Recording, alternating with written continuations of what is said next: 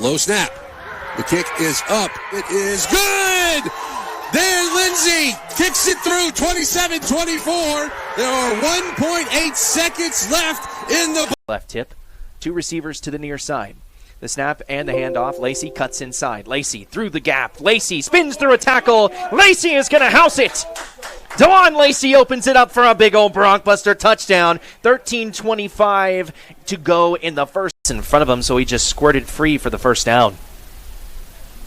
Two receivers to the far side of the formation on the near side hash is the offense.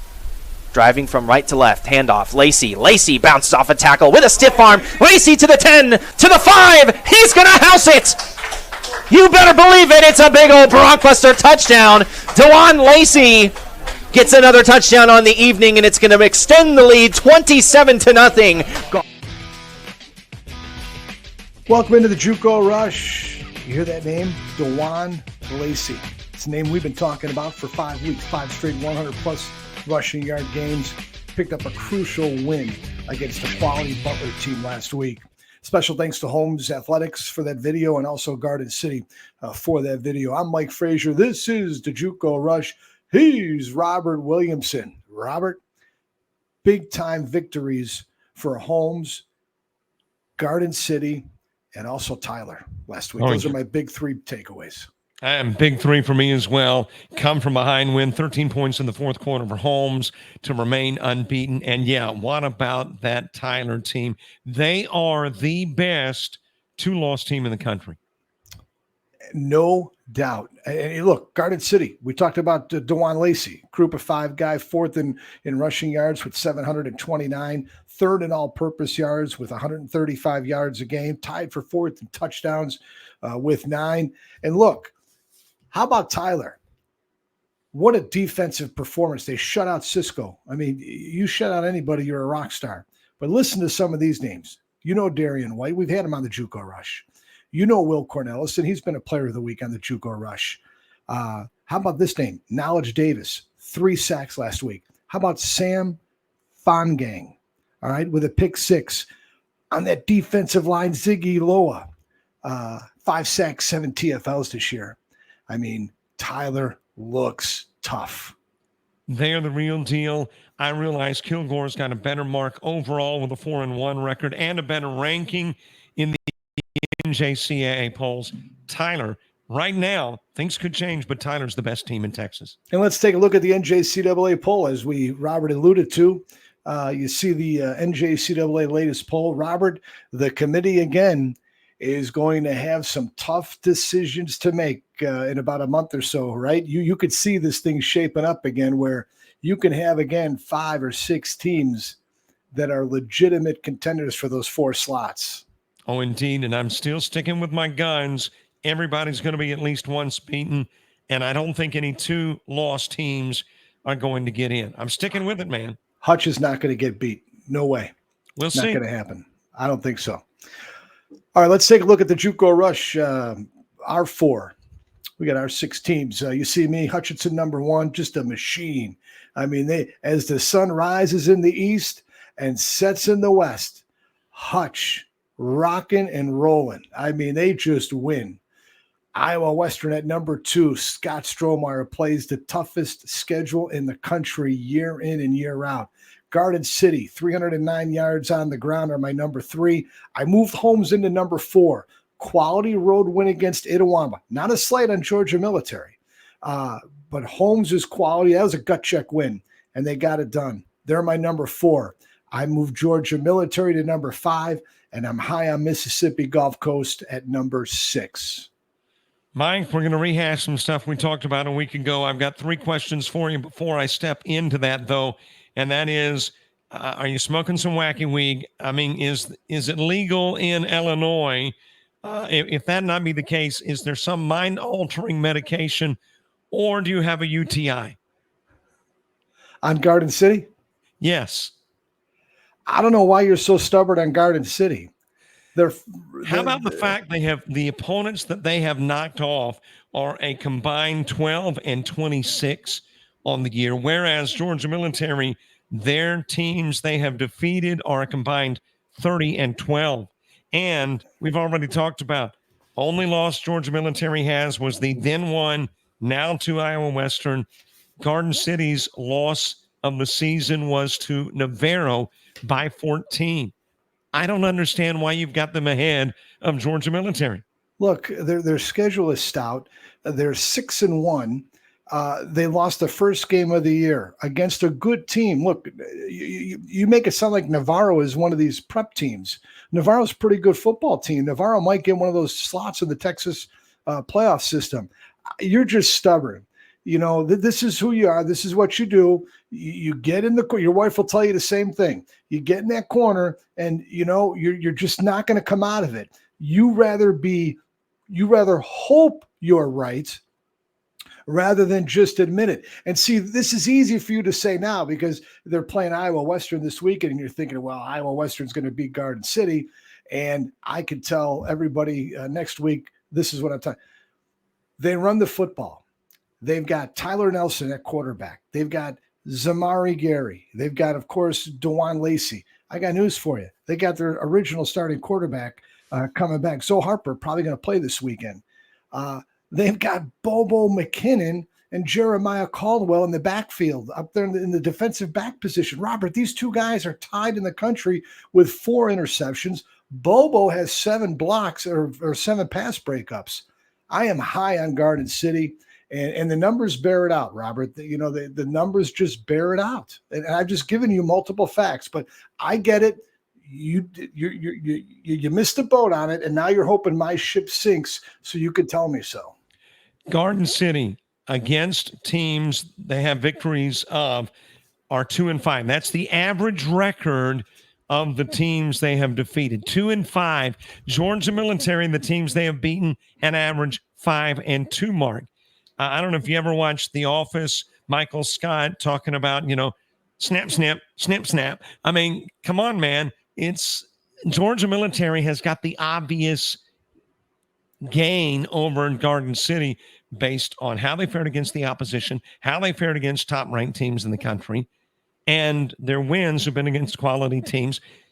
Garden City has struggled. They struggled with Coffeyville. How many prep teams has Garden City played? How many prep teams has Georgia Military played? I will give you that. So how can you not slot Garden City in front of Georgia Military? And I love Rob Manchester. It's not a dig on it. This is the way it is. I'm high on Georgia Military. But when you're going to start comparing this, you just don't have an argument there. I mean, Garden City is the number 3 team in the country.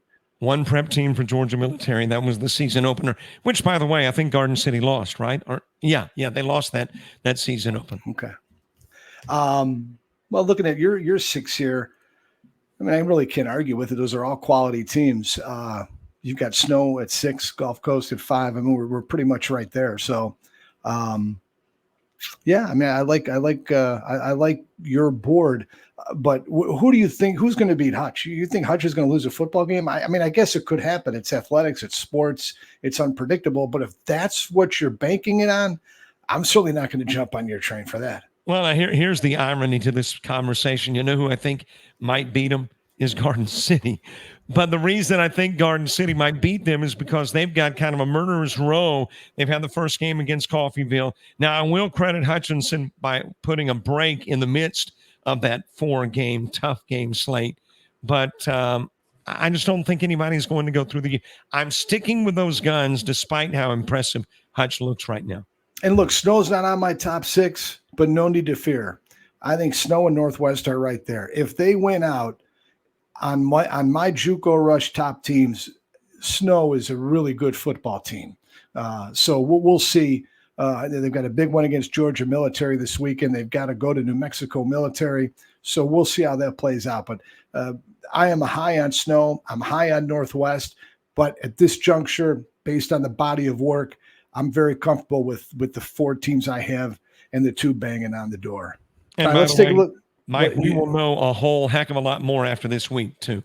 Boy, monster football games. Looking forward to them at all. Now let's take a look at our players of the week. I'm going to go with staying at Garden City. I'm going with my guy, DeJuan Lacey. What an effort. You saw him on the clip opening up. 115 yards rushing and a touchdown. Another one through the air. Just got it done. Quality win against a rival in Butler. That was a big football game. They win that game 21-10. And then I'm going to Council Bluffs. Pardon me. And there he is, Fresh Walters. Boy, this is a wide receiver now. 9 catches, 106 yards, and a touchdown in their victory. And they are now staring down the barrel at Garden City going on those weeks. Those are my 2 guys. I stand by them. They are 2 terrific football players. Hey, 2 guys I can agree with as well. I'm staying on the defensive side of the pigskin. Amarian Tyson from Pearl River. What a big ball game in that victory over East Mississippi. 9 solo tackles, 4 assists, 13 total, had a sack, had 3 solos and 1 half as far as tackles for loss. He forced a fumble. Big day for Amarian Tyson of Pearl River. And then I'm going with this guy, Isaiah Jones from Kilgore. Man, there's a reason he's got a smile on his face. 7 solo tackles, 4 assists, 11 total. He had a half sack, had a fumble recovery, broke up a pass, had a quarterback hurry. I'd have a big grin on my face too if I had that kind of day against his opposition this past week. Kilgore victorious, and Isaiah Jones played a big role. Kilgore 5-1, and they're in great position for another postseason berth. Well, another team that's in great position for a postseason berth is Snow College. Donnie Smith is their quarterback.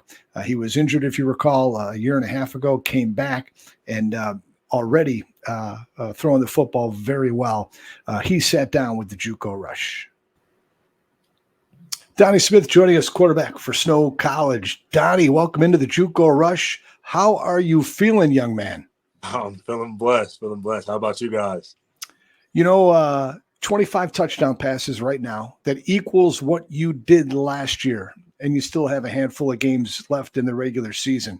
What's been different this year that you're able to make that number grow pretty impressively? I think that's different this year since it's my second year playing. I just feel more comfortable with all the reads and the pass plays we're doing. A lot of it too, we've been passing a little bit more in the goal line this year too, so I think that's a big reason my touchdown pass numbers went up from last season. So yeah. Donnie, you've had to sit out an extended period of time previously due to an injury. I've heard players say sitting out gives them a new perspective. They're watching the game from a different view, and sometimes they come back a better player. When you review the injury and the time that you had to sit out and watch the game rather than participate, has it made you a better football player?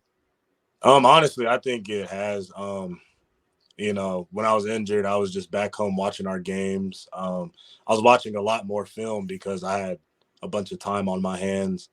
And I think it made me grateful for the little things, like just being able to go to practice and go to meetings, hang out with my teammates, stuff like that. So I think the injury helped me a lot in becoming a better football player and a better person. Great season, 25 touchdowns already. As Mike mentioned, 25 a year ago. Who's looking at you? When do you think you'll make a decision where you go after you finish your career at Snow? So right now I have 2 offers from Northeastern State University and Wayne State University.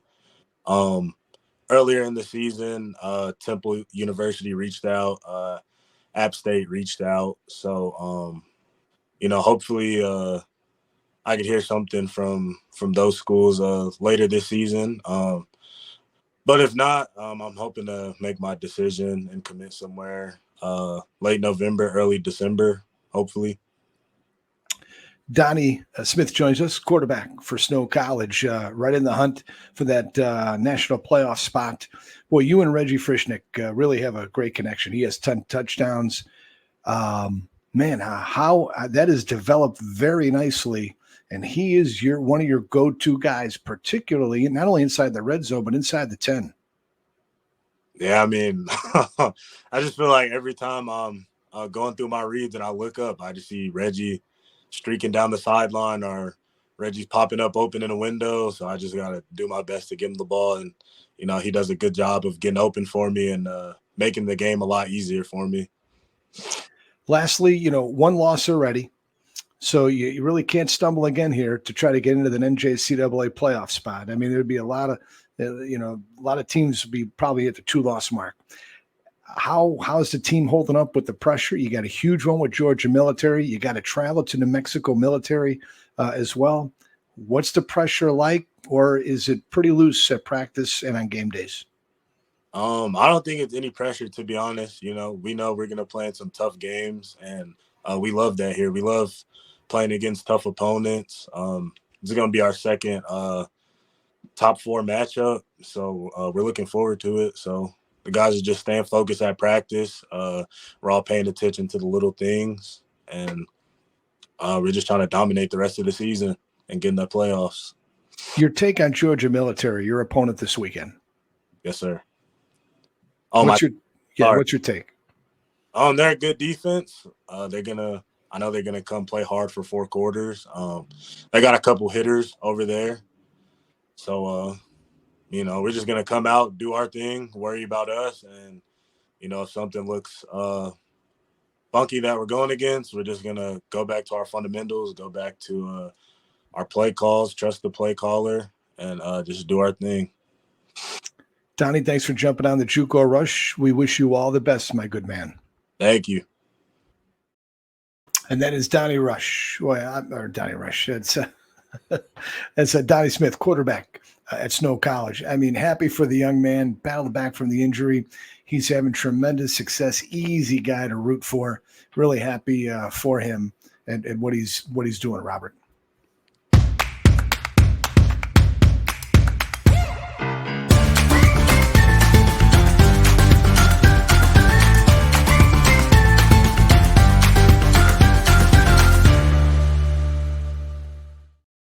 Want your team or business to truly stand out? Look no further than SportFX Designs. They specialize in high-impact sports graphics that demand attention.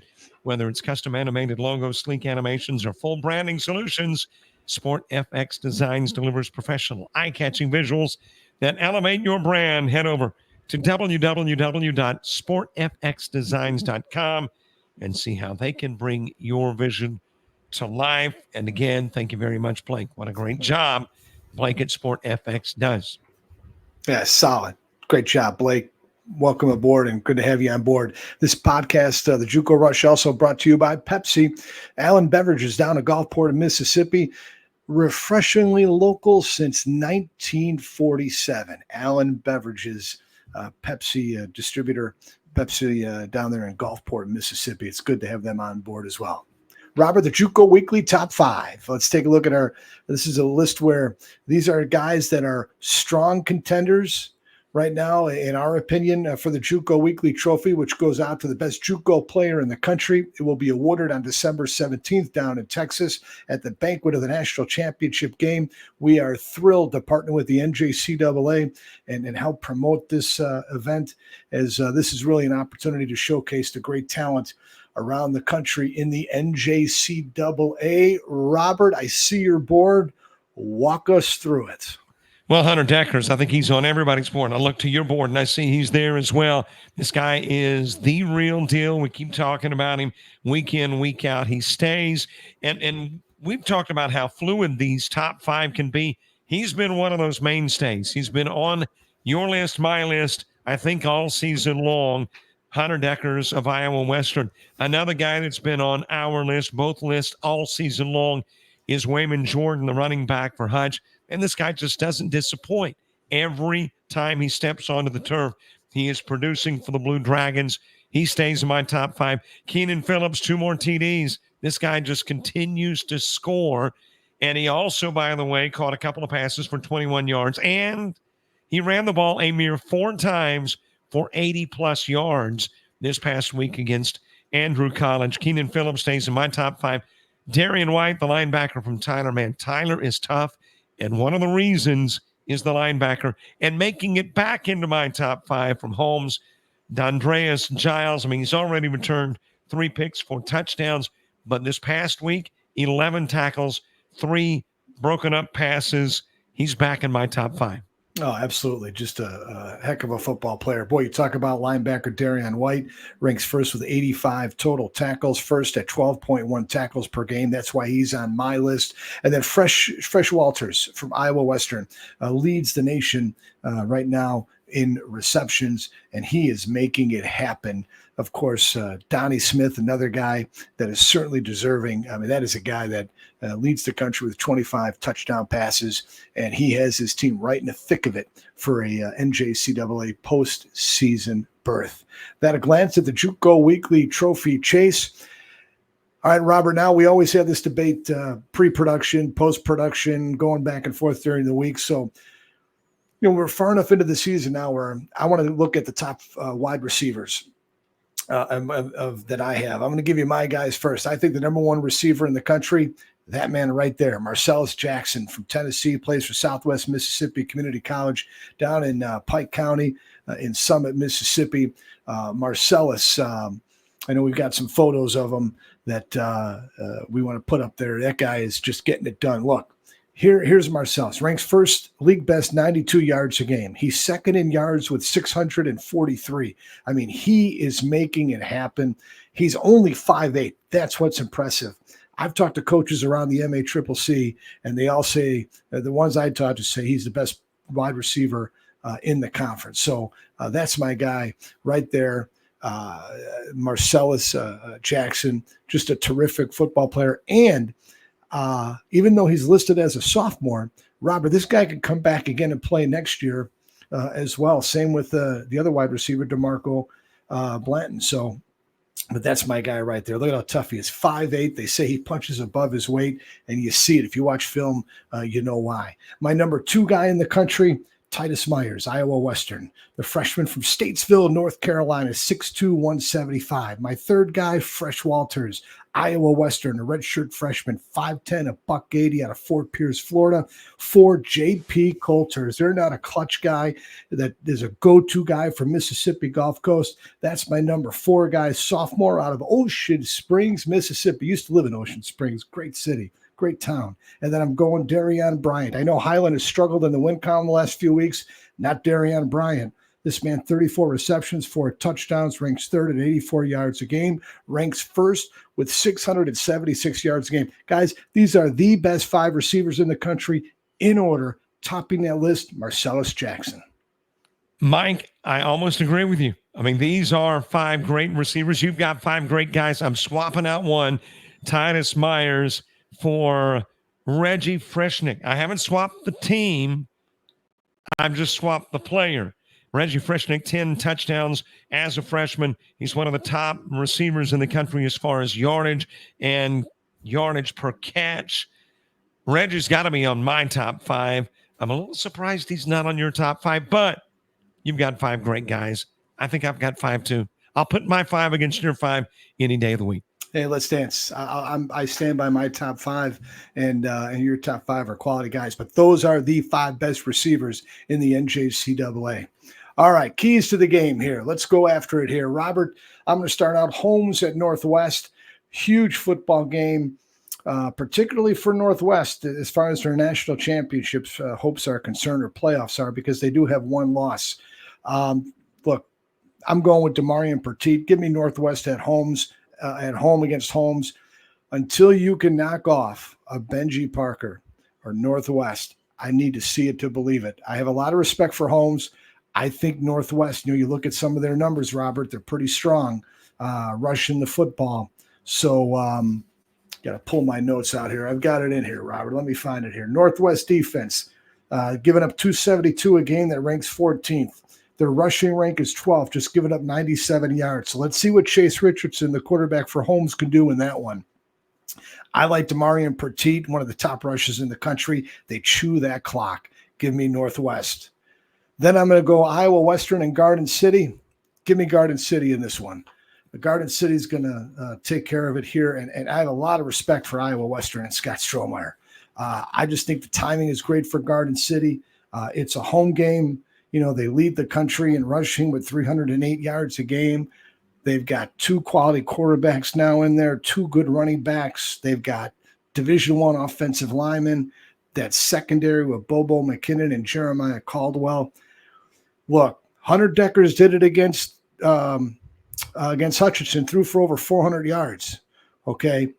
But man, the numbers just do not add up for me. Iowa Western defense, yards per game, giving up 352. That ranks 30th. That's just too tall of an order. You talk about Garden City. They run the football. They rush the football. DeJuan Lacey's banging on the door to get on that JUCO weekly trophy. He has a good game against a quality opponent like Iowa Western. He will be there next week. I'm going Garden City. Man, it looks like we're going to disagree on your two. I'm going with Holmes, and I'm going with Iowa Western. I learned a long time ago that you just don't bet against Scott Strohmeyer. The odds are that if you stick with him, you're good to go. You go against him, could be problems. I'm going with the Reavers, and I'm going with the Bulldogs. Mine two games. I've got East Central and Copiah Lincoln as one of the key games. I don't know how you could get any more key in the South. Where East Central is concerned, if you win the game, you are the number one seed in the South. If you lose the game, you're out. Colin, you win, you're 2. If you lose the game, you're out. East Central, a chip on their shoulder. Some of that chip removed when they knocked off Mississippi Gulf Coast. I think they beat Colin at East Central in Decatur, Mississippi. And then Georgia Military College and Snow College, 3 and 4 in the NJCAA polls. Man, this is going to be a battle. I'm going with the Bulldogs by a Freddie Perez field goal. I'm thinking they're in there a day early so they get used to that thin Utah air after coming out of that muggy South Georgia air. I'm going with the Dogs over the Badgers and East Central over Colin. I'm going to take East Central. I thought they'd get the number 2 seed out of the South Division when the season started. This is their moment. Be a great football game. Give me East Central in that one. Again, a lot of respect for Glenn Davis. Wouldn't surprise me to see Colin win, but I'm going with the Warriors. They're ranked 2 this time for the first time this year by the NJCAA. Tip of the cap to Jonathan Webster and his staff, what they're doing down there in Decatur, Mississippi. I'm going to take the Badgers. Snow at home. Donnie Smith and company. I just think it's a long way to travel, and I think that plays a role in it. I think in a great football game, Snow wins this one. 24-21. All right, Robert, any parting shots? I think I'm taking them already. I'd be shooting blanks. All right, if Garden City wins this weekend, I expect to see them and at least get in there in your top 5. What about top 6? We'll talk. All right. This has been the JUCO Rush. Robert, great to see you down there in Florella, Alabama. We'll talk to you next week. I'm Mike Frazier from downtown Chicago. So long, everybody.